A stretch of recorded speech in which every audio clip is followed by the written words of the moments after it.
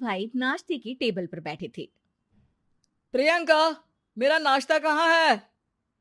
भाभी, मुझे भी ऑफिस के लिए लेट हो रहा है। इस पर प्रियंका किचन में से दोनों के नाश्ते की प्लेट्स लेकर बाहर आती है।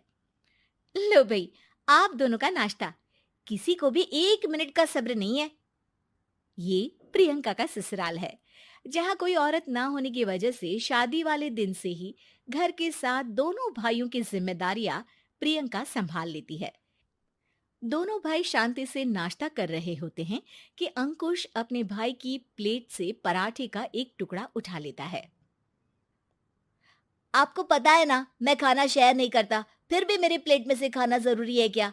अरे हद हो गई है, मुझे नहीं खाना अब। अंकुर गुस्से में नाश्ता छोड़कर टेबल से उठ खड़ा होता है। अरे, ये कैसा बिहेवियर है अंकुर? एक टुकड़ा ही तो है। एक हो या आधा, मुझे भूख लगी है तो ये सिर्फ मेरा ही है। उसे भी किसी के साथ शेयर करने बैठा तो भूखा नहीं रह जाऊंगा। अरे बाबा ठीक है, अब इस पर भी लड़ाई। दूसरा बना देती हूँ, पर प्लीज ऐसे खाना बीच में छोड़कर मत जाओ। इससे अन्न का अपमान होता है। ओ प्लीज भाभी, ऐसी कोई चीज होती ही नहीं है। आपके पास पैसे हैं, खरीदो और खाओ। अगर नहीं खाया जाए तो फेंक दो। अरे दुनिया में सब यही करते हैं। अंकुर बैग उठाकर ऑफिस के लिए चला जाता है, जिसके पीछे उसका बड़ा भाई मायूस सा घर में खड़ा रह जाता है। जिसने बचपन से सोने की चम्मच में खाया हो, उसे दुनिया के बारे में क्या पता होगा। वैसे गलती तो हमारी ही है। अगर कभी बचपन में ही सही गलत का फर्क सिखाया होता तो आज ये हाल नहीं होते। आप फिक्र क्यों करते हैं जी? भगवान है, वो जो भी करता है सबकी भलाई के लिए ही करता है। और जब वो चाहेंगे तो अपनी तरह से अंकुर भैया को भी सब कुछ सिखा देंगे। पत्नी की बात पर विश्वास कर अंकुश भी ऑफिस चला जाता है।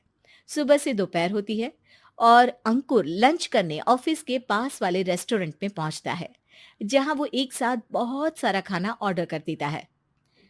सर, क्या कोई आपको ज्वाइन करने वाला है? नहीं तो क्यों? अब कुछ नहीं सर, ऐसे ही।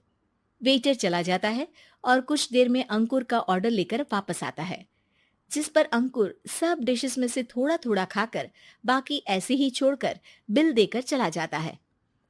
वाह भगवान, तेरी माया। कहीं कोई एक एक टुकड़े के लिए तरसता रहता है और ये 5 लोगों का खाना ऑर्डर करके एक का भी पूरा नहीं खाते। पैसे वालों की माया। वेटर टेबल साफ कर बचा हुआ सारा खाना लेकर रेस्टोरेंट के पीछे घूम रहे बच्चों के पास पहुंच जाता है, जिसे देख बच्चों के चेहरे खिल उठते हैं। वाह, आज इतना सारा खाना आया। थैंक यू भैया। भगवान आपको खाने की फैक्ट्री बना दे। अगर ये फैक्ट्री मेरी होती तो तुम लोगों को कभी किसी का झूठा बचा हुआ खाना नहीं खाना पड़ता। चलो तुम लोग खाओ, पर ध्यान रखो किसी को पता ना चले, नहीं तो मेरी नौकरी चली जाएगी। इसी के साथ दिन बीतता है और रात को दोनों भाई एक साथ घर पहुंचते हैं। कुछ देर में सब डिनर करने बैठते हैं, जहां अंकुश अंकुर को समझाने की कोशिश करता है। अंकुर, अगर हमें लाइफ में सब कुछ मिला है, इसका ये मतलब नहीं कि तुम उसका गलत फायदा उठाओ, बल्कि तुम्हें उसकी मदद से दूसरों को भी मदद करनी चाहिए। भैया, जिनके पास नहीं है उनकी वजह मैं तो नहीं ना। और ऐसे बहुत लोग हैं जिनके पास सब कुछ है। इसलिए अगर मैं एक इंसान कुछ नहीं करूंगा तो कोई फर्क नहीं पड़ने वाला। तुम्हारे भैया बस एक चीज समझाना चाहते हैं कि जिस चीज की हमारे पास कमी नहीं है, उसे बर्बाद करने से अच्छा है कि लोगों के साथ शेयर करें। इससे हम सिर्फ सामान नहीं, खुशियां भी बांटते हैं, और इसमें तुम्हारा ज्यादा कुछ तो जाएगा नहीं। भैया भाभी की बात सुन अंकुर कुछ बोले बिना उठकर चला जाता है। इसी तरह दिन बीतते रहते हैं, जिसमें अंकुश और प्रियंका कोशिश तो बहुत करते हैं, पर अंकुर पर किसी भी चीज का कोई असर नहीं पड़ता। एक दोपहर अंकुर सैंडविच खाते हुए सड़क के किनारे चल रहा होता है।